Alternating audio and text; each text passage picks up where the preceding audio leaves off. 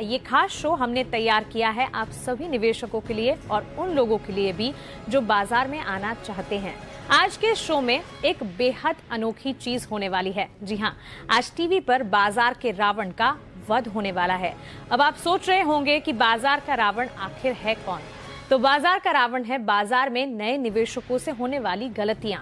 रावण के 10 सिर से हमने 10 वो गलतियां जोड़ी हैं जो आमतौर पर निवेशक बाजार में आते ही कर लेते हैं। तो आज एक एक करके इन गलतियों को दूर करेंगे और बाजार के रावण को हमेशा के लिए खत्म करेंगे। बाजार के रावण का वध कैसे होगा, ये बताने के लिए हमारे साथ हैं जी बिजनेस के मैनेजिंग एडिटर अनिल सिंघवी जी। अनिल जी, निवेशक जब भी बाजार में उतरते हैं कई सारी उलझनें होती हैं, लेकिन साथ ही काफी ज्यादा ये भी होता है कि पैसे बनाएंगे। देखिए, गलतियां होती है, मैंने खुद ने की है जी, और जितनी मैंने की होगी शायद उतनी बहुत कम लोगों ने की होगी। अच्छा, लेकिन बात है कि आप उन गलतियों से सीखते हैं या नहीं। मतलब गलती आप करें लेकिन उस गलती को बार बार रिपीट न करें, हर बार नहीं करें ना। बिल्कुल वैसा है। बिल्कुल। तो आज के इस शो में जो 10 गलतियां हमने पहचानी और जिसे दूर करने की कोशिश करेंगे, मानसी मैं एक चीज आपको कह सकता हूं, ये अगला 1 घंटा मेरे 25 साल के अनुभव का निचोड़ है। जो कुछ मैं अब तक बाजार से सीखा हूं 25 साल में जी, वो मैं आपको बताने वाला हूं और वो आपको सुन के ऐसा लगेगा कि हाँ ये मुझे नहीं करना है और इसे इस तरह से इंटरेस्टिंग तरीके से समझना है कि आपको लगे कि हाँ अब ये गलती मुझसे वापस नहीं होगी। तो आज मैं आपको ये बताने वाला हूं कि आपको खुद को राम बनकर रावण का वध कैसे करना है। और हमें इस बात की बेहद खुशी है कि आप हमारे साथ हैं, क्योंकि गलतियां मैं बता सकती हूँ, गलतियां उलझने हमारे मन में है, लेकिन इसे सुलझाना कैसे है, गुरु मंत्र आपको देना है। बिल्कुल। और चलिए तो फिर शुरुआत करते हैं। रावण के जिस तरह से 10 सिर होते हैं उसी तरह से बाजार में 10 गलतियां हम बताएंगे और साथ ही उन्हें सुलझाना कैसे है, सोल्यूशन हमें अनिल जी बताएंगे। तो शुरुआत चलिए सबसे पहले पहली गलती से ही कर लेते हैं जो कि निवेशक करते हैं। सबसे पहली गलती, बिना कंपनी के कारोबार को समझे शेयर्स खरीद लेते हैं। अमूमन निवेशक ये करते हैं, कंपनी का कारोबार क्या है नहीं समझेंगे और शेयर्स खरीद लेंगे। राइट। ये गलती कैसे सुलझाएं? देखिए, इसमें फॉर्मूला ही अलग है। अच्छा, हाँ, सबसे पहला फॉर्मूला आपको ये लगाना है कि आपको वो शेयर खरीदना ही नहीं है जिस कंपनी का कारोबार आपको समझ में ना आए। अच्छा, उसमें पड़े ही ना। पहली चीज तो ये कि क्या नहीं खरीदना है। जब आप ये समझ जाएंगे कि ये चीज मुझे नहीं खरीदनी है तो फिर अपने आप आपके पास चॉइस कम रह जाएगी। क्या खरीदना है उसकी चॉइस कम कर लीजिए। हाँ, है ना। नहीं तो होगा क्या कि मैं ये भी ले लूं वो भी ले लूं, किसी ने कुछ बताया वो ले लूं। नहीं नहीं नहीं, उसमें मत जाइए। ठीक है। पहली चीज तो ये करिए कि मुझे क्या नहीं खरीदना है। बिल्कुल। और क्या नहीं खरीदने का फॉर्मूला सिंपल है कि जो चीज समझ में ना आए ना खरीदना। ठीक है। अब अगर समझिए कोई एक आईटी कंपनी है, वो क्लाउड कंप्यूटिंग के बारे में काम करती है। अब आपका अगर क्लाउड से मतलब घने घने बादल से है ठीक है तो फिर आप हवा में लटके रहेंगे, जमीन पे पैर नहीं टिकेंगे। बिल्कुल। तो आपको ये समझना है, अच्छा क्लाउड कंप्यूटिंग वाली कंपनी, तो पहले मैं ये तो समझ लूं क्लाउड कंप्यूटिंग है क्या, बेसिक तो पता हो। सही बात है। राइट। ये कैसे समझे? नहीं, ये समझना तो आसान काम है कि अगर आप जाके गूगल पे देखेंगे क्लाउड कंप्यूटिंग क्या है, फिर अगर आप थोड़ा और रिसर्च करेंगे कि अच्छा ये क्लाउड कंप्यूटिंग का किस तरह का आगे बिजनेस प्रोस्पेक्टिव है, वो समझना आसान है। लेकिन प्रॉब्लम कहाँ है? प्रॉब्लम मुझे यही नहीं पता कि ये कंपनी करती क्या है। कई बार ऐसा होता है कि अगर किसी ने आपको, सपोज मुझे मानसी कह दे कि अनिल जी आप ये शेयर खरीद लीजिए, किसी शेयर का आपने नाम दिया, समझिए आप कहेंगे वोखार्ड खरीद लीजिए। ठीक है। तो मेरा पहला क्वेश्चन ये होगा, वोखार्ड की स्पेलिंग बताइए।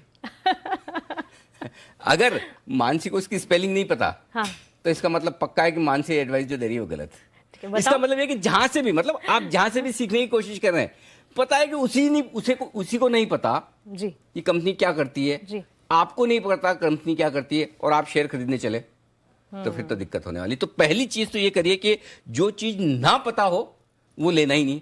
तो आधी समस्या तो यही खत्म हो गई। अब आपकी जो स्टॉक की लिस्ट होगी ना, सपोज आपके पास 10 स्टॉक की लिस्ट है। वही मैं पूछने वाली थी कि मेरे पास 10 की लिस्ट है, उसमें से 5 वो क्लाउड की तरह है, मुझे कुछ नहीं, चले जाएंगे, मुझे बिल्कुल नहीं पता, तो उन्हें मैंने हटा दिया। लेकिन जो 2 हल्का सा पता है उसे और ज्यादा समझने की कोशिश होगी नहीं, करनी ही है। और वो कब करनी है? हाँ, ये टाइमिंग, अच्छा, जो शेयर मार्केट में है ना, ये बहुत इंपॉर्टेंट है। लोगों की दिक्कत क्या है? टाइमिंग है ना, शेयर खरीदते वक्त करते हैं, अभी खरीदूं 2 घंटे बाद खरीदूं, आज खरीदूं, कल खरीदूं, परसों खरीदूं, नहीं। रिसर्च की भी टाइमिंग उतनी ही इंपॉर्टेंट है। रिसर्च मतलब समझना। मैं ये एक्सपेक्ट नहीं करता कि आप सब लोग बड़ी डिटेल में रिसर्च कर लेंगे किसी शेयर की, नहीं। लेकिन जो कुछ आप उस कंपनी के बारे में सीखना, समझना, जानना चाहते हैं, वो शेयर खरीदने के पहले करिए, बाद में नहीं।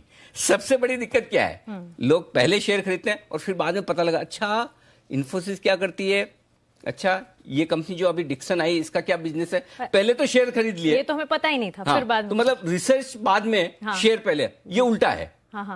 पहले रिसर्च करिए, बाद में शेयर खरीदिए। नहीं तो क्या होता है जनरल तेजी के मार्केट में, मालूम है क्या होता है, वो एक बड़ा कहावत है, कई बार हम भी उसका इस्तेमाल करते हैं, इन्वेस्ट नाउ इन्वेस्टिगेट लेटर। क्योंकि क्या होता है कि बड़ा तेजी का मार्केट, आप जब तक सोचोगे कि मैं रिसर्च कर लूं, पढ़ लूं, समझ लूं, तब तक स्टॉक 30% ऊपर है।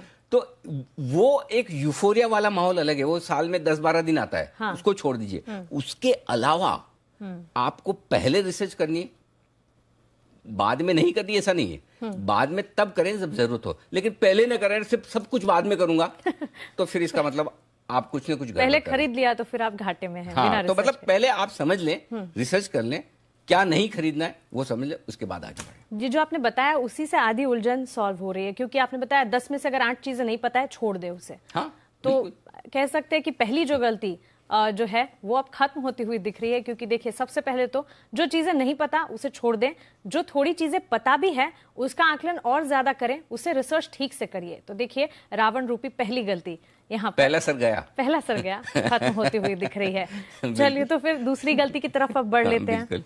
अक्सर ये होता है कि अब सस्ते शेयर मिल रहे हैं, खराब क्वालिटी के हैं, फिर भी सस्ते में मिल रहा है, और जो सस्ती वाली चीज दिख जाती है तो सबसे ज्यादा प्रभावित लोगों को कर लेती है। और जब आपको ज्यादा समझ ना हो तो फिर आपको लगता है कि ये सस्ते में मिल रहा है, चलो इसे इतनी ज्यादा क्वांटिटी में ले लिया जाए। ये गलती बहुत बड़ी फिर सामने आती है। देखिए एक सिंपल चीज है, सस्ते और खराब शेयर, आमतौर पर सस्ते शेयर वही मिलेंगे जो खराब है। अच्छी चीज तो खराब क्यों मिलेगी? एचडीएफसी बैंक तो कभी सस्ते में मिलता नहीं, वो सेल जैसा फंडा है यहाँ। सेल लग भी जाएगी तो कितनी 1000 रुपए वाला शेयर 800 हो जाएगा, 700 हो जाएगा, 600 हो जाएगा, कोई 60-70 तो होने से रहा, राइट। तो जब आप खराब शेयर खरीदते हैं ना, तो ये मानकर चलिए कि इससे बढ़िया है कि आप लॉटरी खरीद लें। क्योंकि लोग होता है माइंडसेट क्या है, मैंने 3-4 रुपए का 5 रुपए का शेयर लिया है, अब क्या जाएगा, 5 रुपए तो जाएंगे, 3 रुपए तो जाएंगे। तो ऐसे में उसको लॉटरी का टिकट समझ के खरीदते हैं। तो फिर सस्ता मिल रहा है तो ले लेते हैं। सस्ता मिल रहा है ले लो, तो इससे बढ़िया लॉटरी खरीदो। गया तो सभी जाएगा ही। सबसे बड़ा आराम क्या है, नहीं लॉटरी खरीदने में एक बड़ा आराम है, रिजल्ट तुरंत आ जाता है। तो आपको पता है कि आपका 0 हो गया, आप तिल कर नहीं मरेंगे। एग्जैक्टली। यहाँ पर तो ना रोज उम्मीद बनी रहती है। बिल्कुल। अच्छा, रोज आपको रिजल्ट के चक्कर में बिजी रखता है वो शेयर, आज बढ़ा कि नहीं, कल बढ़ा कि नहीं बढ़े। तो पॉइंट सिंपल है, खराब शेयर खरीदने के बजाय आप लॉटरी ले लीजिए। अगर आपको लॉटरी की तरह खरीदना है तो लॉटरी खरीदिए, शेयर खरीदना है शेयर की तरह खरीदिए। तो ये चीज बहुत क्लियर होनी चाहिए। और दूसरी चीज जो क्लियर होनी चाहिए वो ये कि आमतौर पे मान के चलिए पेनी स्टॉक्स में पैसा डूबेगा। कई सारे लोग ऐसे हैं जो जिन्होंने कोई किसी शेयर का भाव 500 रुपए देखा, 5 रुपए है, तो उनको लगता है डाल दो 5 रुपए में, क्या फर्क पड़ता है, जाएगा तो 5 रुपए जाएगा। तो ऐसे शेयर में मान लीजिए 5 भी गया आपका, क्योंकि अगर आपने 10 शेयर ऐसे खरीदे तो हो सकता है उसमें 1-2 कोई शेयर चल जाए। अच्छा, लेकिन 8 शेयर 9 शेयर आपके पेनी स्टॉक्स ऐसे हैं जो पैसा डुबोएंगे ही।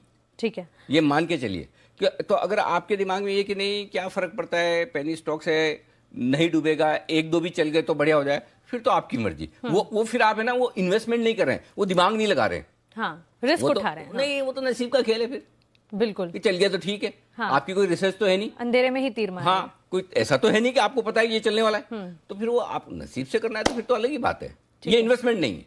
सही बात है। लेकिन आप ये अगर समझा रहे तो साथ ही ये भी बता दीजिए कि अगर मैंने 5 रुपए का एक स्टॉक ले लिया, कितना नुकसान हो सकता है, मेरी मतलब कितना बर्बाद हो सकता है इंसान? सिर्फ 100%। सिर्फ 100%। तो 5 रुपए वाला शेयर 5 रुपए गिरेगा ना जी। अब आप उसको 2 तरीके से देखिए, यार कितना 5 ही रुपए गिरा ना, और दूसरा तरीका है कि मेरा 100% गिरा। तो इन शेयरों में आप ये मानकर चलिए कि आपका 100% जाने वाला है।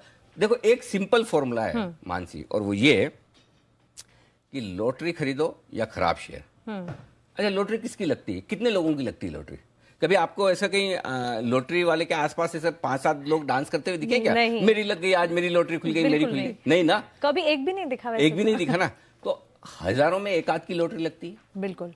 वैसे हजारों में से एक आध पेनी स्टॉक है, एक आध खराब क्वालिटी का शेयर जो टर्न अराउंड हो जाएगा, अच्छा हो जाएगा, चल जाएगा।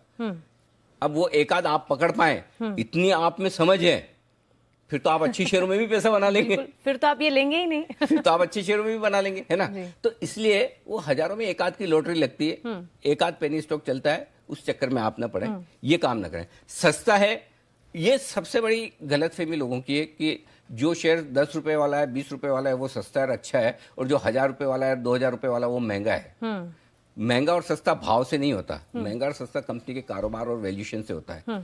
तो इसलिए सस्ता शेयर समझ के कुछ भी ना खरीदें। अच्छा, तो सस्ता अगर खरीद लिया तो पहले कंपनी का नामो निशान मिट सकता है और फिर आपका भी मिट सकता है। बिल्कुल, पूरी संभावना है। तो चलिए, फिर ये दूसरा रावण का सर खत्म हो गया। रावण रूपी गलती जो आप दूसरी करते हैं, देखिए यहाँ पर खत्म हो रही है। लेकिन चलिए, तीसरी गलती भी है, एक देख लेते हैं। तीसरी गलती अमूमन लोग क्या करते हैं, डाइवर्सिफिकेशन नहीं करना। अनिल जी, ये पोर्टफोलियो को डाइवर्सिफाई कैसे किया जाए, डाइवर्सिफिकेशन है क्या? देखिए, पहले डाइवर्सिफिकेशन समझना जरूरी है, यानी कि आप है ना कुछ ही शेयरों में सारा पैसा न लगाएं, या कुछ ही सेक्टर में पैसा न लगाएं। कई बार क्या होता है, लोगों को लगता है कि, जैसे मैं बताऊं आपको, मैं कई सारे ऐसे डॉक्टर से मिलता हूं, ठीक है, वो सारे फार्मा शेयर खरीदते हैं। डॉक्टर्स हैं, डॉक्टर्स है, क्योंकि उनको लगता है कि मुझे फार्मा शेयर समझ में आते हैं।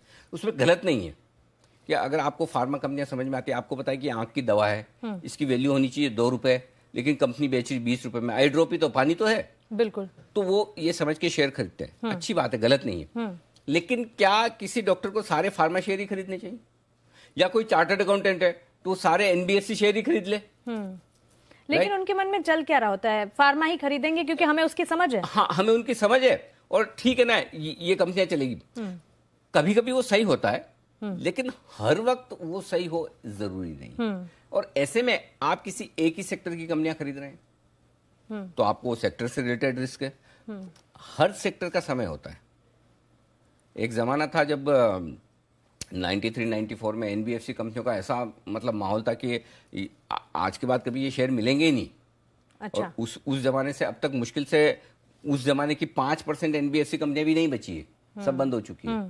आईटी कंपनियों का 2000 में जो जमाना था, ऐसे ऐसे शेयर हैं जिनके नाम भी आज कोई नहीं जानता है, पेंटाफोर, सिल्वर लाइन, डीएचक्यू सॉफ्टवेयर, लोग भूल भी गए कि ये भी कंपनियां होती थी। तो इसलिए किसी भी सेक्टर में आप हर एक कंपनी में पैसा लगा देंगे, एक ही सेक्टर में बहुत ज्यादा लगाएंगे, तो उस सेक्टर में जब भी डायनेमिक्स कुछ बदलता है, जब भी कुछ बदलाव आता है, तो आप फंस गए, है ना। तो पहली चीज है कि किसी एक ही सेक्टर में पैसा नहीं लगाना है। और उसका वो सिंपल फंडा जो है ना, सारे अंडे एक बास्केट में मत रखो, वो नहीं करना है।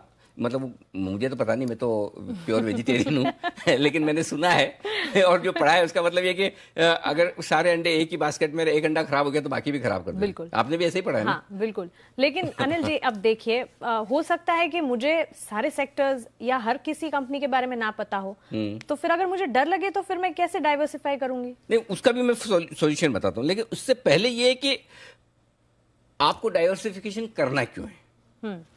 करना इसलिए है कि पहली चीज सेक्टर वाइज डाइवर्सिफिकेशन होना चाहिए। किसी एक ही सेक्टर में बहुत पैसा ना लगाएं। अगर किसी एक ही सेक्टर में बहुत पैसा लगा रहे हैं ना, तो या तो आपको रिटर्न बहुत अच्छा आएगा या बहुत खराब आएगा, एवरेज रिटर्न नहीं आने वाला। ठीक है, हाँ, है ना। देखिए, कई बार क्या होता है, पीएसयू बैंक्स बड़े एक्शन में है। कभी कभी ऐसा लगता है कि पीएसयू बैंक तो बिल्कुल खराब है, प्राइवेट बैंक्स लीजिए, बाद में पता चला कभी प्राइवेट बैंक ही खराब हो रहे हैं। कभी लगता है एनबीएफसी के बगैर तो काम ही नहीं चलेगा देश का, एनबीएफसी कंपनियां इतनी तेजी से बढ़ती, बाद में गिर जाती। कभी लगता है मेटल्स इतनी डिमांड बढ़ रही है, ये बढ़ रही, और अचानक से ग्लोबल स्लोडाउन कुछ आ गया तो मेटल कंपनियों के शेयर खराब हो गए। तो अगर आपने एक ही सेक्टर के शेयर खरीदे तो ये रिस्क है। उसके अलावा एक रिस्क और है, भले आप अलग अलग सेक्टर की कंपनियों के शेयर खरीदें, मान लिया आपने 4 सेक्टर की 4 अलग कंपनियां खरीदी, लेकिन उसके बावजूद क्या 4 शेयर काफी हैं? तो अगर आपने नंबर ऑफ शेयर्स में डाइवर्सिफिकेशन नहीं किया जी, तो भी रिस्क है। करेक्ट। तो नंबर ऑफ शेयर्स आपके पास ठीक ठाक से होने चाहिए, क्योंकि क्या होता है, अच्छा, मतलब ये 4 कंपनियों में भी कितने शेयर्स आप ले रहे हैं? हाँ, मतलब सेक्टर्स में भी अलग अलग कंपनियां होनी चाहिए। क्योंकि अगर आपने बहुत कम कंपनियों के शेयर खरीदे, सपोज आपने सब कुछ सोच समझ गया, आज निफ्टी की कई सारी कंपनियां हैं जहां कुछ ना कुछ दिक्कत निकल जाती है, टॉप 100 कंपनियों में कुछ दिक्कत हो जाती है। हाँ, आप जब लेते हैं होने को कुछ भी हो सकता है, होने को कुछ भी हो सकता है, बिल्कुल। इसलिए ये भी जरूरी है कि आपके पास डाइवर्सिफिकेशन हो, अलग अलग हो, तो ये बहुत जरूरी है। अब डाइवर्सिफिकेशन करने का तरीका क्या है, जो आप पूछ रही थी, दो तरीके। पहले तो ये कि अगर आपको समझ है तो अलग अलग सेक्टर की अलग अलग कंपनियां चुन लो थोड़ी बहुत, ठीक है, और एक अच्छा पोर्टफोलियो बना लो। ठीक है। लेकिन अगर आपको समझ नहीं तो उसका बहुत आसान तरीका है, अच्छा, वो क्या है? और वो आसान तरीका पूरी दुनिया में अब जबरदस्त पॉपुलर है। ठीक है, आप या तो इंडेक्स में पैसा लगाइए, ईटीएफ में, एक्सचेंज ट्रेडेड फंड में पैसा लगाइए। समझिए, मुझे डाइवर्सिफिकेशन करना नहीं आता, हाँ। लेकिन मैं कर सकता हूं, एक ही शेयर खरीद कर भी डाइवर्सिफिकेशन कर सकता हूं। एक शेयर से हाँ डाइवर्सिफिकेशन? बिल्कुल, एक से। वो कैसे? निफ्टी, सेंसेक्स, इंडेक्स खरीद लिया आपने? इंडेक्स ले लो ना, है ना। निफ्टी में 50 शेयर आ रहे हैं ना आपके, सेंसेक्स में 30 शेयर आ रहे हैं, और उसको खरीदने का सिंपल तरीका है, या तो ईटीएफ में पैसा लगा दो, निफ्टी या सेंसेक्स के, या सारे एक्सचेंज ट्रेडेड फंड के सामने इंडेक्स फंड है, हर म्यूचुअल फंड के पास जाके सीधा पैसा लगाइए।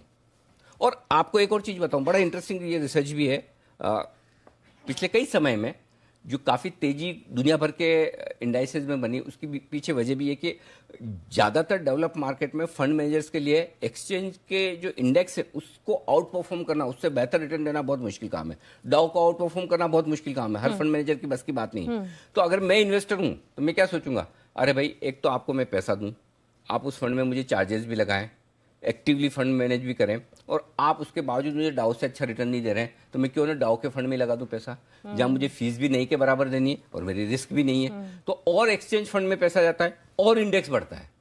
तो डाइवर्सिफिकेशन का सिंपल फॉर्मूला है, इंडेक्स फंड में पैसा लगा लीजिए, एक इंडेक्स खरीदने से 25-50 शेयर आपके पोर्टफोलियो में। वो कहते हैं ना, एक लकड़ी आप तोड़ सकते हैं, लेकिन लकड़ियों का बंडल है तो फिर आप नहीं तोड़ बस सकते। मजबूती आ गई ना, मजबूती आ गई है। तो चलिए, ये तो तीसरी बड़ी गलती थी, और अब इसका हल हमारे पास है। दो विकल्प है आपके पास, या तो आप अपने सेक्टर समझे, स्टॉक समझे और वहां पर निवेश करें। अगर वो नहीं समझ पा रहे हैं तो फिर सीधा सीधा इंडेक्स में आप निवेश करने का जरिया अपना सकते हैं। तो देखिए, तीसरा रावण का सर यहां पर खत्म होता आप देखेंगे। लेकिन चौथी गलती है, चौथी गलती की तरफ अब बढ़ते हैं। और अनिल जी, डाइवर्सिफिकेशन नहीं करना भी गलती है, लेकिन बहुत ज्यादा डाइवर्सिफिकेशन कर लेना, क्या ये भी एक बहुत बड़ी गलती है? इसे कैसे सुलझाएं? नहीं, एक्चुअली कम या ज्यादा, हाँ, ये बड़ी रिलेटिव टर्म है। क्या चीज कम है, क्या चीज ज्यादा है, आप उसे कैसे समझते हैं? वो उस पर है। कोई चीज आपको कम लग सकती है, वो मुझे ज्यादा लग सकती है, मुझे ज्यादा लगती है, आपको कम लग सकती है। तो मैं कई बार ये करता हूं, लोग बोलते हैं कितने शेयर होने चाहिए एक्चुअली पोर्टफोलियो में। बहुत बार लोग ये सवाल करते हैं कि कितने शेयर हैं वो सही है, या फिर कितना हमें नंबर ऑफ इन्वेस्ट शेयर, करना। हाँ, नंबर ऑफ शेयर। तो मैं ये कहता हूं कि देखिए, शेयर उतने ही रखिए आप अपने पोर्टफोलियो में जितने बच्चे आप पाल सकें। मैं समझ गई। अब कई सारे लोग ऐसे होंगे जो शादी भी नहीं करना चाहें और बच्चे भी पैदा ना करना चाहें, उनके लिए ये एडवाइस नहीं है। लेकिन आमतौर पर आप शेयरों को ऐसे समझिए, ये मेरे बच्चे हैं, ठीक है। और जिस तरह से आपको बच्चों को बड़ा करना है, हाँ, उस तरह से आप शेयरों को समझ के रखिए। लेकिन अब चूंकि आजकल तो पहले तो हमारे से एक जनरेशन पहले तो फुटबॉल टीम का जमाना होता था, तो अब आजकल तो एक ही दो या DINK, double income, no kids वाला मामला है ना। तो उस प्रोसेस में जा रहे हैं, इसलिए ये फॉर्मूला थोड़ा कम कर ले। लेकिन हाँ, इस फॉर्मूले को थोड़ा सा बदल दें। आप अपनी जो फेवरेट स्पोर्ट्स टीम है उतने बच्चे रखें। फेवरेट स्पोर्ट्स टीम है उतने, अगर क्रिकेट है उतने शेयर्स रखें। उतने शेयर रखें, बच्चे ना उतने शेयर रखें। तो 11 शेयर आपके पोर्टफोलियो में ठीक है। ठीक है। फुटबॉल टीम में 11 रख ले, किसी को बास्केटबॉल पसंद है 5 रख लीजिए भाई। अच्छा। इस तरह के, तो बेसिकली ये कि आप जिस तरह से आपको अपने बच्चों की अपब्रिंगिंग करनी है, उन्हें अनिल जी, संभालना है, आइडिया कहाँ से लेकर आते हैं आप? अब इससे ये कभी भूल ही नहीं पाएंगे हम। तो इसीलिए तो वही फॉर्मूला है मानसी, कि जब आप है ना, आप उनको ये समझिए ना, ये मेरे बच्चे हैं, मुझे इन्हें बड़ा करना है। तो ठीक है, पैसा आपने एक बार लगा दिया, लेकिन हर रोज आपको उनको देखना है कि उनकी प्रोग्रेस कैसी हो रही है, वो सही कर रहे हैं कि नहीं कर रहे हैं। मतलब जैसा बताया उसी लाइन में है ना, इधर उधर दाएं बाएं तो नहीं हो रहे हैं। बिल्कुल। तो ये सारी चीजें आपको कंपनी में देखनी होती है कि कंपनी वैसे ही बिजनेस कर रही है क्या, परफेक्ट है कि नहीं है। अगर ये सब चीजें नहीं है तो दिक्कत है। इसलिए उनको आप इस तरह से सोचिए कि जिस तरह से मैं बच्चे बड़े कर रहा हूं, वैसे ही मेरे शेयर भी लंबे समय तक उस तरह से मेरे साथ रहेंगे। तो इसलिए आप उतनी कंपनियां चुनिए जितनी कंपनियां आप आराम से देख सकते हैं। तो 5 से 15 बहुत हो गई, ठीक है ना। तो मतलब प्रोसेस वही है, हाँ, कंपनियां उतनी होनी चाहिए जो आप आराम से देख सकते हैं। अनिल जी, लेकिन अगर मान लीजिए किसी को मैराथन बहुत पसंद है, हाँ? तो क्या कई सारे शेयर्स खरीद लिए, मैराथन पसंद है, तोड़फोड़ कमाई ना होगी? ना, कई सारे मत खरीदिए, फिर तो कुछ शेयर तोड़फोड़ खरीद कमाई। के उसको मैराथन 50 मीटर 45-50 किलोमीटर की होती है, तो 45-50 साल के लिए रखिए, ज्यादा बढ़िया वो है। लेकिन हाँ, एक और चीज है कि इसमें एक चीज और ध्यान रखने वाली बात है, जब आप डाइवर्सिफिकेशन करते हैं पोर्टफोलियो में, जरूरत से ज्यादा डाइवर्सिफिकेशन करने में जो दिक्कत है वो ये है कि आपको फिर एवरेज रिटर्न मिलते हैं। आमतौर पर जो लोग पैसा बनाते हैं, पैसा बनाने का फॉर्मूला क्या है? बहुत कम शेयरों में, बहुत बड़ी क्वांटिटी में, बहुत लंबे समय के लिए पैसा लगाना। ये तीन बड़ी बातें हैं। देखिए, इस एक सेंटेंस में बहुत काम की चीज छुपी है। बहुत कम शेयरों में, बहुत बड़ी क्वांटिटी में खरीदकर, बहुत लंबे समय के लिए पैसा लगाना। ठीक है। तब जाके आपकी बड़ी वेल्थ बनती है, क्योंकि शेयर, नंबर ऑफ शेयर कम है तो आप ज्यादा खरीद सकते हैं, बड़ी क्वांटिटी में पैसा लगा सकते हैं, और उन्हें बहुत लंबे समय तक रखते हैं। फिर वो डबल हो गया, ट्रिपल हो गया, 4 गुना हो गया, नहीं बेचना है। वो 50 गुना 100 गुना होता है, तब आपकी वेल्थ बनती है। बिल्कुल, बड़ी वेल्थ बनती है। 1000 गुना होते शेयर। बिल्कुल, राइट। अब वो आप सोच समझ के लगाते हैं या बाय डिफॉल्ट लगाते हैं, अलग चीज है। तो बड़ा वेल्थ तब बनता है। तो इसलिए बहुत ज्यादा शेयर आप खरीदते हैं तो आपको एवरेज रिटर्न मिलते हैं, मार्केट के मुकाबले में थोड़े बेहतर रिटर्न भी मिल सकते हैं, लेकिन तोड़फोड़ कमाई नहीं होगी। ऐसा नहीं कि मतलब आपकी वेल्थ कई गुना बन जाएगी, अंधाधुंध कुछ ना। हाँ, तो अब आपको क्या करना है? आपको ये देखना है कि अगर मुझे अनाप शनाप बड़ी वेल्थ बनानी है, तब तो मैं थोड़े से शेयरों पे बड़ी क्वांटिटी लेकर लंबे टाइम तक रहूंगा, क्योंकि मुझे पूरा भरोसा है ये कंपनी क्या करने वाली। और अगर मेरे में वो समझ और वो कन्विक्शन और वो भरोसा नहीं है, तो फिर मैं डाइवर्सिफाई करूंगा, और डाइवर्सिफाई करके एक प्रॉपर पोर्टफोलियो बनाऊंगा जहां मुझे मार्केट से बेटर रिटर्न आ जाए। I am happy. चलिए, तो अनिल जी की इसी बेहतरीन राय के साथ ही रावण रूपी मार्केट की गलती का चौथा सिर भी यहाँ पर खत्म होता हुआ दिख रहा है। देखिए, डाइवर्सिफिकेशन ज्यादा करना भी सही नहीं है, लेकिन चलिए सीधा बढ़ते हैं पांचवी गलती पर। और अनिल जी, पांचवी गलती, रिस्क लेने की क्षमता से ज्यादा पैसे लगाना। ये बहुत ही ज्यादा टेम्पटिंग भी हो जाता है कभी मामला कि अब हम देख रहे हैं, हमें अच्छा भी लग रहा है स्टॉक, और हमें पता है कि ये इतना हम पैसे नहीं डाल सकते, लेकिन फिर भी मन होता है कि डाल दें। देखिए, सिंपल फॉर्मूला वही है। सुबह शाम आप ब्रेकफास्ट करती है, लंच करती, डिनर करती है, कितना खाती है? जितना मैं खा सकती हूँ। खा सकती है जितना पचा सकती है। जितना खा सकती है उतना नहीं, जितना पचा सकती है उतना खाइए। बिल्कुल।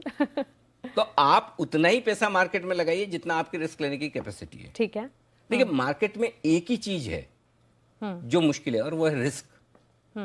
पैसा तो बनता है, आज से नहीं सदियों से बनता है और आगे भी बनेगा, लेकिन जिसकी रिस्क लेने की कैपेसिटी है वही बना सकता है। तो आप उतना ही खाइए जितना आप पचा सकें। मैं तो इनफैक्ट ये कहूंगा, थोड़ा पेट खाली भी रखिए, थोड़ा कम। हाँ। कभी कोई पता चला लास्ट में गुलाब जामुन आ गया, हाँ, मतलब कोई ऐसा शेयर ऐसे भाव में मिल रहा है, तब ऐसा ना हो कि आपके पास, हाँ, तो लगेगा अरे ये तो मीठा है खाने के लिए और मैं खा नहीं पा रहा हूँ क्योंकि पैसे नहीं है। हाँ। तो जरूरत से ज्यादा कैपेसिटी में आप पैसा न लगाएं।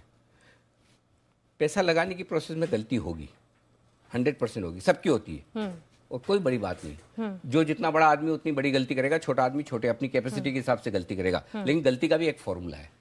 गलती अगर हो रही है तो, हाँ, जैसे एक फॉर्मूला मैंने बताया कि गलती हर बार नई वाली करिए, पुरानी गलती को मत दोहराइए। उसी तरह से गलती कितनी करनी है, कितनी बड़ी करनी है, गलती उतनी ही बड़ी करिए जितनी कि आप दूसरी गलती करने के लिए जिंदा रह सकें।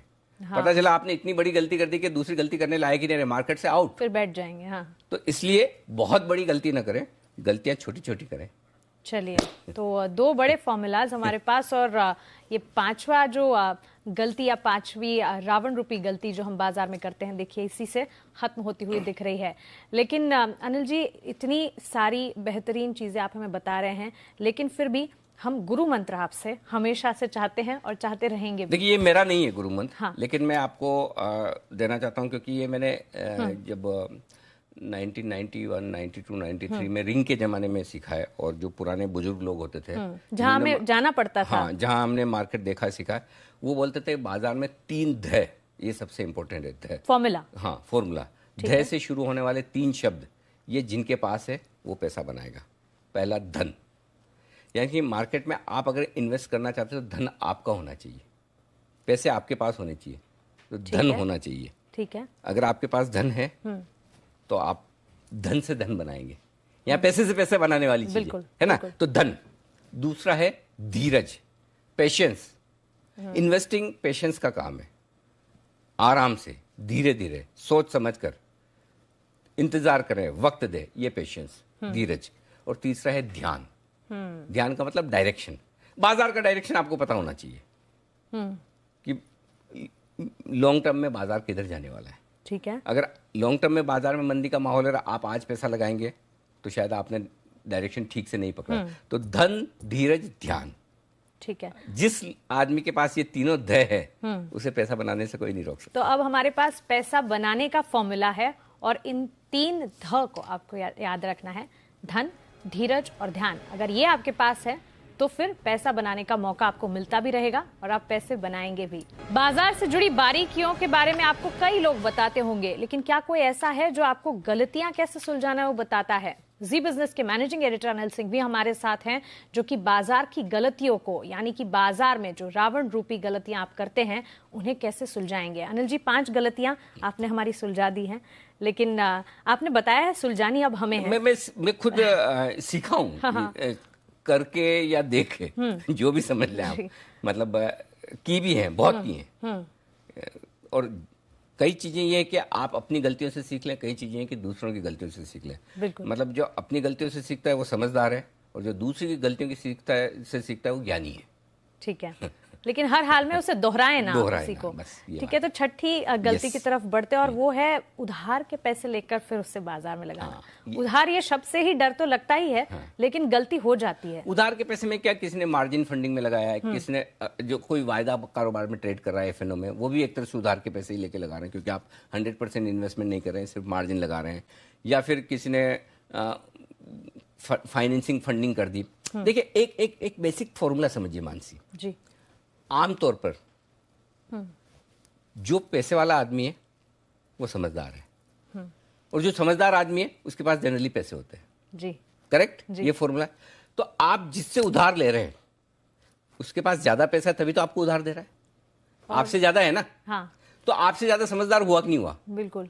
कोई 1-2 एक्सेप्शन हो सकते हैं मेरे आपके जैसे, वो अलग बात है, लेकिन आमतौर पर जिस आदमी के पास ज्यादा पैसा है वो ज्यादा समझदार, जिसके पास कम पैसा है वो कम समझदार। तो अब मुझे एक चीज बताइए, कोई आदमी आपको शेयर मार्केट में पैसा लगाने के लिए पैसा उधार दे रहा है, समझदार भी है वो, हाँ, क्योंकि उसके पास पैसे भी ज्यादा है उधार देने के लिए, तो क्या वो खुद नहीं लगा सकता? बिल्कुल लगा सकता है। तो फिर वो क्यों नहीं कर रहा है ऐसा? क्योंकि वो समझदार है। समझदार है क्यों? क्योंकि उसको ये लगता है कि मैं ब्याज पे कमाऊं, मेरे लिए वो ज्यादा ठीक है, बजाय मैं मार्केट की रिस्क लेके कमाऊं। इसका मतलब ये नहीं कि आपको मार्केट में पैसा नहीं लगाना है, पैसा लगाना है, लेकिन अपना, उधार लेके नहीं। तो समझ लीजिए कि जब आप उधार लेके पैसा लगा रहे हैं तो आप नई रिस्क खोल रहे हैं, और ये रिस्क आपको नहीं रखनी। मार्केट में वही पैसा लगाएं जो आपका अपना है। आपके खर्चे वर्चे निकालने के बाद सेविंग में जो बचा है उसके बारे में सोचिए, जिस पे आप रिस्क ले सकते हैं। दूसरों का पैसा लेके आपने लगाया, डूबना निश्चित है। और फिर ऐसा मुनाफा जनरली भी, हाँ। मैं एक और बात बताऊं, जनरली फ्यूचर्स में जो ट्रेड करते हैं जी, मैं कई बार कहता हूं उनका पास्ट तो खराब था ही, अच्छा, प्रेजेंट भी ढीला ढाला है, और फ्यूचर भी अच्छा होने की कोई गारंटी नहीं है। फ्यूचर की सोच रहे हैं बस। जो फ्यूचर में ट्रेड करते हैं जी। प्रोफेशनल ट्रेडर्स की बात अलग है। जो प्रोफेशनल ट्रेडर जिनका फुल टाइम जॉब है, स्किल के साथ, टेक्निकल्स के साथ, दिन भर वो ट्रेडिंग स्क्रीन के सामने बैठ के करते हैं, मैं उनको प्रोफेशनल मानता हूं, मैं उनकी बात नहीं कर रहा। चलते फिरते कोई जॉब में है, पता चला आईटी इंजीनियर, बैठ में जब फुर्सत में टाइम मिला ट्रेडिंग कर ली, ये लोग गलत कर रहे हैं। तो ऐसे में या तो आप फुल टाइम प्रोफेशनल ट्रेडर बन जाए तो ठीक है, नहीं तो फिर आप इस तरह की ट्रेडिंग करें तो बहुत रिस्की है। ठीक है। और एक और चीज इसमें जो कहना चाहता हूँ कि जनरली आपने उधार लिया, किससे उधार लेंगे? और जनरली स्टॉक मार्केट में जो जिन लोगों को उधार दिया जाता है ना, उन्हें महंगा ही मिलता है। अगर आपने महीने का 1% या 2% उधार पे आपने पैसा लिया कि मैं 2% ब्याज दूंगा, साल का 24%, और आप उससे दिन का 2% या 5% बनाना चाहते हैं, कैसे बनाएंगे भाई? बिल्कुल। मतलब पहले तो आपको 24% कमा के उसको देना है, उसके ऊपर और रिटर्न आए। अरे इतना रिटर्न अगर इक्विटी में आता तो सब लोग यही काम करते हैं, बाकी छोड़ देते। बोझ रहेगा हमेशा सर पर कि हमें चुकाना ही है। बिल्कुल। और फिर मुनाफा अगर आप कमा भी रहे हैं तो भी क्या फायदा। तो चलिए, छठी बड़ी गलती है जो हम करते हैं, उधार के पैसे बाजार में लगाते हैं, किसी और से पैसे ले लेते हैं। ये करना बहुत बड़ा रिस्क है। 4 ही बचे उसे कभी ना करें। 4 हैं, लेकिन जो 4 हैं वो भी बहुत बड़ी बड़ी गलतियां जो हम कर लेते हैं। तो चलिए इसी के साथ छठी गलती यानी कि रावण रूपी गलती जो आप बाजार में करते हैं वो भी खत्म होती हुई यहाँ पर दिख रही है। लेकिन चलिए अब 7वीं गलती की तरफ यहाँ बढ़ते हैं और 7वीं गलती है अनिल जी, ये एवरेजिंग का चक्कर। इसमें ये सही है या गलत है, या हम फंस जाते हैं इसमें? नहीं, इसमें मैं एक आपको आसान तरीका बताता हूँ एवरेजिंग करने के बाद। क्योंकि जनरली एवरेजिंग आप कब करते हैं, जब आपने ऊपर के लेवल पे शेयर खरीद लिया और फिर नीचे आ गया तो आप और लेंगे जी। या अगर आप शॉर्ट सेलर हैं, आपने शॉर्ट कर दिया और ऊपर बढ़ गया तो और करेंगे, वही एवरेजिंग है, ताकि मेरी कॉस्ट कम हो जाए। उससे बढ़िया और अच्छा तरीका बताता हूँ जिससे आपको नुकसान कम होगा। ठीक है। एक चाकू ऊपर से गिराइए, छुरी, और उसको कैच कर लीजिए। ठीक है। उसमें आपकी कम लगेगी, थोड़ी सी लगेगी, खून ऊन आएगा, कट जाएगा, या उंगलियां एक दो उंगलियां कट गई तो कट गई, वापस ठीक भी हो सकती है। बाकी एवरेजिंग करके आपके पोर्टफोलियो को और आपकी फाइनेंशियल वेल्थ को जो नुकसान होगा उसकी भरपाई होना बहुत मुश्किल है। तो एवरेजिंग करने से गिरता हुआ चाकू पकड़ लेना ये ज्यादा अच्छा काम है, मैं ये मानता हूँ। गिरते शेयर को ना पकड़े, चाकू पकड़ ले। और एवरेजिंग करना किसका काम है? 2 तरह के लोग एवरेजिंग करते हैं। एक तो इन्वेस्टर, फंडामेंटल इन्वेस्टर है। फंडामेंटल इन्वेस्टर को एवरेजिंग करनी चाहिए, लेकिन कब? जब वाकई में पैनिक मचाओ। ऐसा नहीं कि मैंने अभी लिया 10% 5% नीचे आ गया तो मैं एवरेजिंग करना शुरू करूं। एवरेजिंग पैनिक में होनी चाहिए। जब किसी को शेयर नहीं खरीदना तब आप एवरेजिंग करिए। अच्छा, मतलब लहूलुहान मार्केट है तब, ये इन्वेस्टर के लिए। और ट्रेडर को बिल्कुल नहीं। ट्रेडर को एवरेजिंग करनी तो उसके लिए दूसरा फॉर्मूला है। वो क्या है? आपकी गुजराती में बताऊं, गुजराती समझ जाएंगे हम? बिल्कुल बताइए। वधारे वधारे लेवानू, हाँ, घटाडे घटाडे वेचवानू। अच्छा, तो मतलब जब कट रहा है या गिरावट है तो बेचो। इसको हिंदी में समझाता हूँ। हाँ। वधारे वधारे लेवानू। आप ट्रेडर हैं, ट्रेडर में आप खरीदारी कब करते हैं? जब मार्केट बढ़ रहा है। हाँ। आपने कोई एक स्टॉक लिया और आपका कॉल वो सही जा रहा है, तो जितना बढ़ता जाए उतना आप एवरेज करो, क्योंकि आपने सही ट्रेड किया और फेवरेबल ट्रेड है।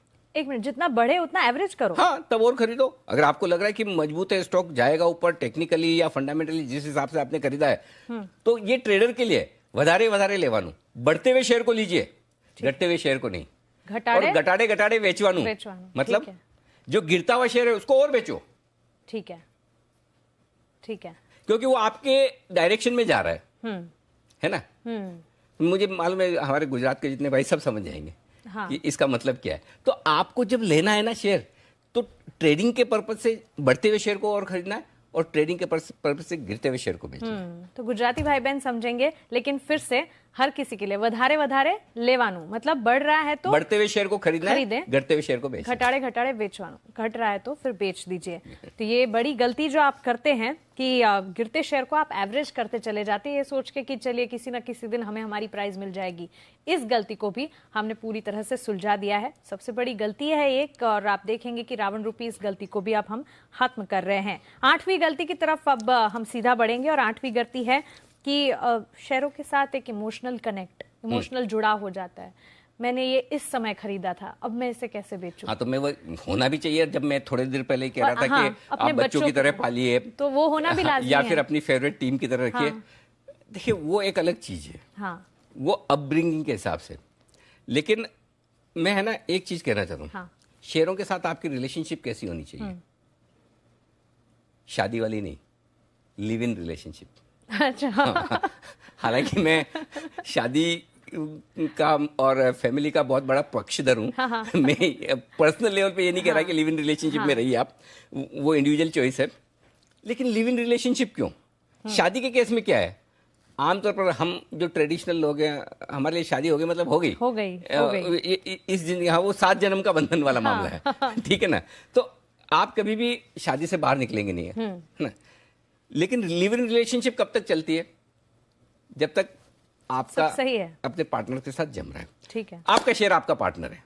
आपने ये सोच के खरीदा था कि ये कंपनी ऐसा काम करेगी, इस तरह की परफॉर्मेंस देगी, कंपनी का मैनेजमेंट ऐसा रहेगा। जब तक आपकी एक्सपेक्टेशन पे वो कंपनी का मैनेजमेंट, शेयर की परफॉर्मेंस ठीक है, तब तक बने रहिए। ठीक है। जिस दिन लगता है कि जिस टर्म कंडीशन पे हमने लिव इन रिलेशनशिप शुरू की थी अब नहीं जम रहा है, तुम तुम्हारे हम हमारे, तब फिर इमोशनल नहीं होंगे आप इस तरह से अगर सोचेंगे तो शेयर के साथ लिव इन रिलेशनशिप रखना ज्यादा बेहतर है। या फिर इसे ऐसे भी समझे कि बच्चों को हम डांटते भी हैं जब वो गलत होते हैं, तो उस हिसाब से अगर आप देख रहे हैं कि आपने खरीदा हुआ शेयर गलत जा रहा है, नहीं, बच्चों की तरफ उनका ध्यान रख के उन पर नजर रखिए। बच्चों की तरफ नजर रखना ठीक, क्योंकि आप अपने बच्चों से कभी नजर नहीं हटा सकते। बिल्कुल। लेकिन बच्चों की तरह जरूरी नहीं कि आप उन्हें जिंदगी भर पालेंगे। बच्चों को तो आप अगर आपके बच्चे आपकी उम्मीद के मुताबिक नहीं भी निकले तब भी आपको रखना है लाइफ लॉन्ग। लेकिन शेयरों के केस में ऐसा नहीं है। आप उन्हें बच्चों की तरह उनको सहेज के रखिए, लेकिन बच्चों की तरह आपने ये जिम्मा नहीं ले लिया कि अगर कैसा भी निकले जिंदगी भर मेरा सरनेम लग गया इसके पीछे। हमें संभालना ही है, ऐसा नहीं होना चाहिए। हाँ, तो सहेज के रखना है, लेकिन पालना नहीं है। जहां आपको लगे नहीं ठीक नहीं है, कंपनी खराब हो रही है, फंडामेंटल्स खराब हो रहे हैं, कुछ तो खराब है, निकल जाइए, कोई दिक्कत नहीं। तो सिंपल चीज रीत होती है लोगों की जिंदगी में, त्योहार आ रहा है तो खरीदना ही है हमें। हाँ, तो इसीलिए मैं कह रहा हूँ कि ये त्योहार आ रहा है ना, त्योहार का जो सीजन है हाँ। ये एकदम सही सीजन है। आपको एक काम करना चाहिए, क्योंकि और कुछ करें ना करें, हर साल आप दिवाली के आसपास सफाई तो होती है घर में, घर की सफाई। हाँ। पेंट वेंट होंगे या जो भी आप पुराने कपड़े ये वो सामान जनरली आप उसको डिस्कार्ड करने की कोशिश करते हैं। अपना पोर्टफोलियो भी एक बार जरूर दिवाली के वक्त देख लें। अच्छा। हाँ, कि पोर्टफोलियो में उसकी सफाई कर देनी चाहिए। खराब चीजों को निकाल दें, अच्छी चीजों को शामिल करें। हाँ, कम से कम खराब चीजों को निकाल तो दें। भाई आपको पता है कई बार होता है ना कि एक शर्ट पड़ी है 3 साल से 5 साल से, हाँ कभी पहनूंगा, हाँ कभी पहनूंगा, पड़ी वो जगह गिर रही है। हाँ। वैसे कई सारे शेयर आपको ऐसे मिलेंगे 5 साल से पड़े पोर्टफोलियो, कभी तो चलेगा। हाँ।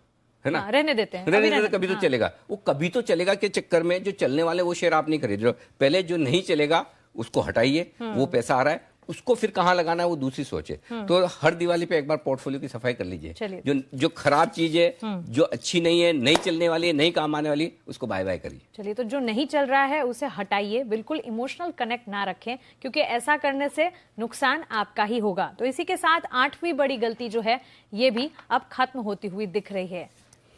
देखिए, चलिए अब 9वीं गलती की तरफ हम सीधा बढ़ते हैं। और अक्सर ये होता है कि छोटी अवधि में उतार चढ़ाव, बाजार उतार चढ़ाव के साथ ही बना हुआ है अनिल जी।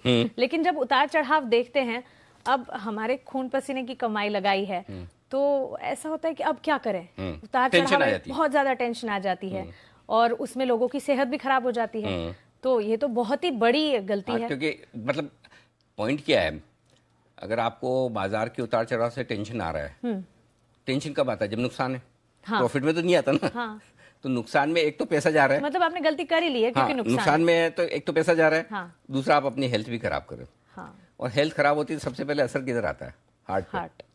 हार्ट पे वो क्या कार्डियोग्राम करवाते हैं ना, तो उसमें वो कैसे आती है, ऐसे ऐसे लाइन बन के आती है ना, ऊपर नीचे है ना, आपके हार्ट बीट्स ऊपर नीचे होते रहना चाहिए। हार्ट बीट्स का ग्राफ और सेंसेक्स का ग्राफ मिला के देख लीजिए, लगभग एक जैसा दिखेगा। बड़ा कनेक्ट है। हाँ, बड़ा कनेक्ट है।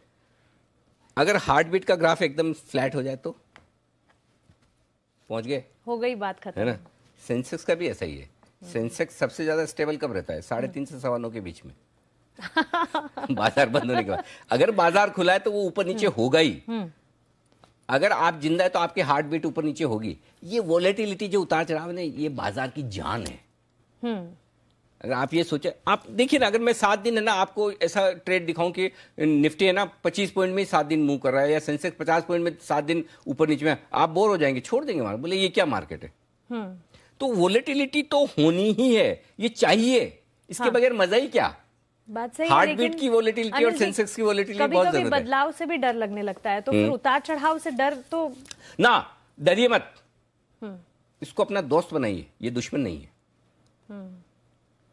समझिए आपकी हार्ट बीट कम हुई तो आप क्या करेंगे? उसको ऊपर लाने की कोशिश करेंगे, वापस नॉर्मल ब्रीदिंग में आएंगे। बिल्कुल। और ज्यादा तेजी से चलती तो थोड़ा काम डाउन होंगे। ठीक उसी तरह से जब बहुत ज्यादा नीचे जा रहे हैं तो आपको खरीदना है, बहुत ज्यादा ऊपर जा रहे हैं तो बेचना है। तो इस उतार चढ़ाव का फायदा उठाइए कि बहुत तेजी से गिरेंगे, बहुत ज्यादा खराब होगा मार्केट तो मुझे पैसा लगाना है, और बहुत ज्यादा बढ़ गया तो मुझे बेचना है। देखिए, बहुत एक्सट्रीम वोलेटिलिटी जो होती है, भारी उतार चढ़ाव जो होता है ना, उसमें एक प्रोसेस है। प्रोसेस क्या है? वेल्थ शिफ्टिंग की प्रोसेस। Wealth shifting? हाँ, वेल्थ शिफ्ट होती है। 2 तरह के लोग हैं कि एक के पैसे दूसरी की जेब में जाएंगे। जैसे मानसी के पैसे मेरी पॉकेट में आ जाए। ठीक है। कैसे? मानसी एक ट्रेडर है और मैं एक इन्वेस्टर हूं। तो जब वोलेटिलिटी होती है, बहुत उतार चढ़ाव होता है, तो जो इन्वेस्टर जिनको सब्र नहीं है, पेशेंस नहीं है, या जो बड़े डरपोक हैं, वो क्या करेंगे? अपनी पोजीशन रिड्यूस करेंगे, काटेंगे, नुकसान में बेचेंगे, स्टॉप लॉस लगाएंगे। करेक्ट? पैनिक करेंगे। ट्रेडर से उनका काम है। बिल्कुल। अच्छा, अगर ट्रेडर बेच रहा है, पैनिक कर रहा है, नुकसान में अपनी पोजीशन काट रहा है, किसी भी भाव में बेच के जा रहा है, तो खरीद कौन रहा है? कोई तो समझदार आदमी है जिसके पास पैसा भी है, जिसके पास थोड़ा लॉन्ग टर्म विजन है कि मुझे रुक के पैसा यहां लगाना है। तो ये एक प्रोसेस है जहां बेसब्र और डरपोक ट्रेडर्स की वेल्थ समझदार और शांत इन्वेस्टर जो लॉन्ग टर्म के लिए पैसा लगाते हैं उनकी तरफ शिफ्ट होती है, क्योंकि एकदम औने पौने दामों पर ट्रेडर बेच के जाता है और तब एक समझदार इन्वेस्टर खरीद लेता है। वेल्थ हो गई शिफ्ट।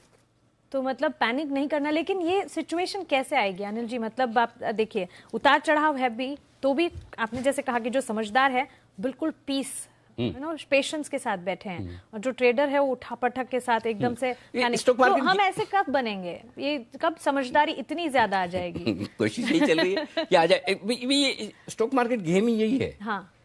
जो इम्पेशेंट ट्रेडर्स है उनसे पेशेंट इन्वेस्टर्स की तरफ पूरी वेल्थ शिफ्टिंग करने का सिंपल है। ये प्रोसेस है, जीरो सम गेम है भाई। देखिए, एक आदमी शेयर खरीद रहा है, एक बेच रहा है, हर वक्त ट्रेड हो रहा है, ठीक है।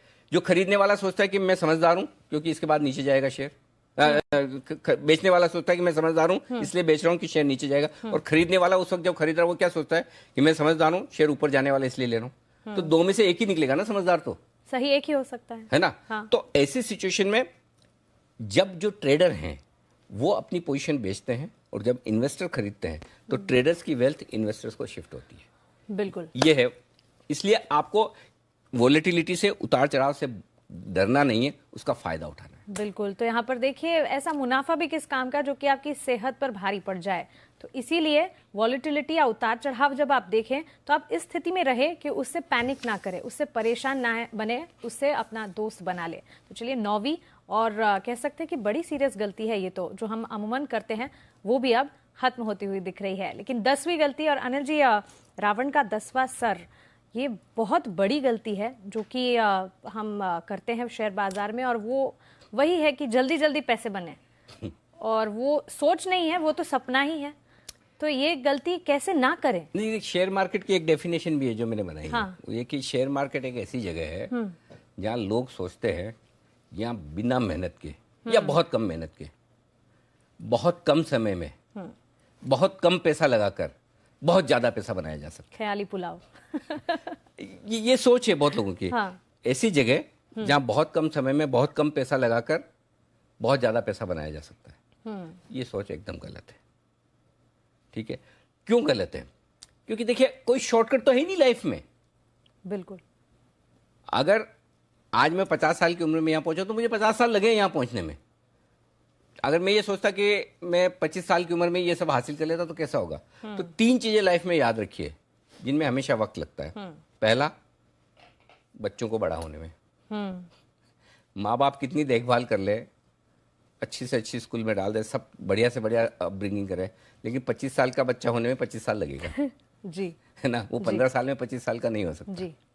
दूसरा, अगर आप कोई भी पौधा लगाएं, बीज बोने से लेके पौधा बनने से लेके पेड़ बनने तक, ऐसा तो है नहीं कि आप ढेर सारा 2 बोरी खाद एक साथ डाल दें, इतना सारा पानी डाल दें कि रातों रात बड़ा हो जाएगा। सब कुछ डाल देते हैं, 25 साल में जितना इस पेड़ को चाहिए आज ही 25 दिन में दे दे, नहीं होगा ना? बिल्कुल नहीं। उसी तरह से तीसरी चीज और है, और वो है शेयर। शेयर को भी बड़ा बनने में वक्त लगता है। क्यों लगता है? क्योंकि शेयर कब बड़ा होगा? जब उसकी कंपनी बढ़िया करेगी। और कंपनी एक ही दिन में रातों रात बहुत ज्यादा नहीं कर सकती। तो कंपनी को ग्रो होने में, एक साइज बनने में वक्त लगता है। 20%, 25% सालाना से भी ग्रोथ हो रही है तो बहुत बड़ी बात है। तो आपको ये चीज समझनी पड़ेगी, इस वक्त को वक्त दें। हाँ, आप ऐसे सोचो कि मैं शॉर्टकट में जल्दी जल्दी जल्दी कर लूं, जल्दी का काम तो शैतान का है। मैं अब भी वही बोलने वाली थी। तो जल्दी तो फिर वो सुबह शाम ऊपर नीचे जो होता है वो आप कर लीजिए, लेकिन ये जो प्रोसेस है पूरी बड़ा होने की, वो प्रोसेस लाइफ में हर जगह लगती है। शॉर्टकट है नहीं, सफलता का कोई शॉर्टकट नहीं है।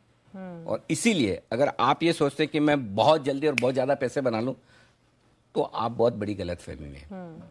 ये बाजार में चलने वाला नहीं। तो बुराई का खात्मा कहते हैं ना कि रावण का वध तभी होता है जब उनकी नाभि में उनको तीर लगता है। और इसी 10वें सवाल के साथ 10वीं और सबसे बड़ी गलती देखिए खत्म होती हुई दिख रही है।